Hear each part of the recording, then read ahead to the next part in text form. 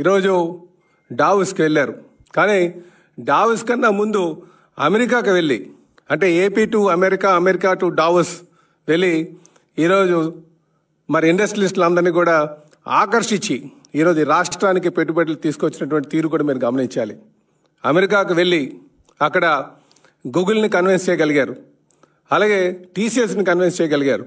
ఈరోజు ఈ రాష్ట్రం వైపు అనేక మంది ఇండస్ట్రియలిస్టులు చూస్తున్నారంటే అది యువ నాయకులు లోకేష్ బాబు ఒక్క చొరవ అని చెప్పేసి ఈ సందర్భంగా తెలియజేస్తున్నాను.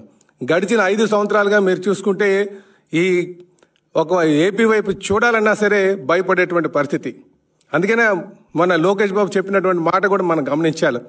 ఒక పేరుగాంచినటువంటి ఇండస్ట్రియలిస్ట్ అడిగినటువంటి మాట, రేపు జగన్ రాడని నమ్మకం మీరు చెప్పగలరా అని. ఇది ప్రజలందరూ కూడా ఆలోచించాలి. ఇది చాలా లోతైనటువంటి మాట. ఎందుకంటే గడిచిన 5 సంవత్సరాలుగా ఒక విధ్వంస పాలన, ఇండస్ట్రియలిస్టులు వస్తే వాళ్ళని బెదిరించడం, వాళ్ళ దగ్గర కమిషన్ కోసం మాట్లాడింది. ఈ తీరునంతా కూడా అంటే ఒక ఏపీ బ్రాండ్ ఇమేజ్ని పాడు చేసే విధంగా గత 5 సంవత్సరాలుగా వైసీపీ పాలకులు చేసినటువంటి తీరు మరి మనం గమనించాల్సినటువంటి అవసరం ఉంది. ఈరోజు చాలా ఉత్సాహంగా చాలా మన వైపు ఇండస్ట్రియలిస్టులు అందరూ కూడా చూస్తున్నారని చెప్పేసి మీకు తెలియజేస్తున్నా. కనుకనే రాబోయే రోజుల్లో యువ నాయకులు లోకేష్ బాబు ఒక సారథ్యంలో మరి మంచిగా మా తెలుగుదేశం పార్టీ కుటుంబ సభ్యుల యొక్క సపోర్ట్తో ఈ రాష్ట్రాన్ని అన్ని విధాలుగా అభివృద్ధి చేస్తారని చెప్పేసి ఈ సందర్భంగా తెలియజేస్తున్నాను. ఈ మాట ఎందుకు చెప్తున్నానంటే తండ్రికి తగ్గ తనయుడిగా ఈరోజు డావోస్లోకి వెళ్ళి మాట్లాడుతున్నటువంటి పరిస్థితి అందరూ కూడా చూశారు. అంటే గత పాలకులు డావోస్కి వెళ్ళినప్పుడు చలి ఎక్కువగా ఉంది కనుక వెళ్ళలేదు, లేకపోతే ఇక్కడ అంతా అంటే ఏదో షో వర్క్ చేయడానికి వెళ్ళేవారు తప్ప ఎక్కడ కూడా సీరియస్గా చేసినటువంటి పరిస్థితి లేదు. కానీ ఈరోజు డావోస్లోకి వెళ్ళిన తర్వాత అక్కడ తండ్రికి తగ్గ తనయుడిగా అక్కడ వారి యొక్క తీరు మనందరూ కూడా గమనించాలని చెప్పి ఈ సందర్భంగా తెలియజేస్తున్నాను.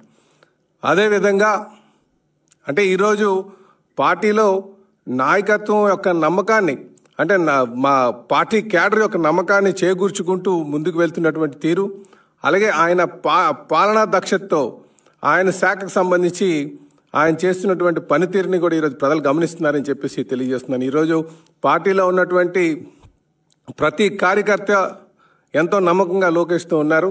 అదేవిధంగా ప్రజలు కూడా ఆయనకి శాఖ పట్ల ఉన్నటువంటి శ్రద్ధని ప్రతి ఒక్కరు కూడా గమనిస్తారని చెప్పి ఈ సందర్భంగా తెలియజేస్తున్నా.